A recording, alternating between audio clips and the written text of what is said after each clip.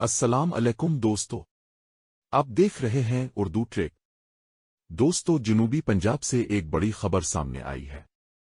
Tehreek Labbaik Pakistan (TLP) کے کئی عہدیداروں اور ٹکٹ ہولڈرز نے جماعت سے علیحدگی کا اعلان کر دیا ہے۔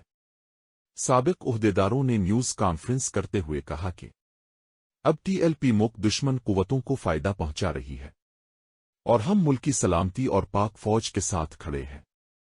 ان کا کہنا تھا کہ TLP کے لانگ مارچ سے ملک کو نقصان پہنچا، جبکہ ہماری فوج نے دشمن بھارت کو جنگوں میں شکست دی۔ دشمن اب میدان جنگ میں نہیں بلکہ پاکستان کے خلاف پراکسی وار لڑ رہا ہے۔ انہوں نے مزید کہا کہ کچھ خارجی دہشت گرد عناصر نے بھی TLP سے وابستگی کا اعلان کیا، جس سے صورتحال مزید خطرناک ہو گئی۔ سابق رہنماؤں نے واضح کیا کہ پاک فوج نے دشمنوں کی سازشوں کو ناکام بنایا ہے اور ہم پاکستان کے لیے اپنی جان قربان کرنے کو تیار ہیں۔ ان رہنماؤں نے کہا کہ پاکستان کلمے کے نام پر حاصل کیا گیا اور کوئی طاقت اسے نقصان نہیں پہنچا سکتی۔ ہم دشمن قوتوں کے ناپاک عزائم کو ناکام بنائیں گے۔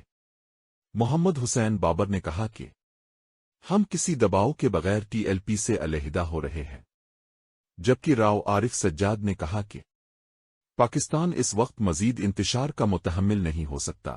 یہ تھی آج کی بڑی خبر۔ دیکھتے ہیں آنے والے دنوں میں یہ فیصلہ سیاسی حالات پر کیا اثر ڈالتا ہے۔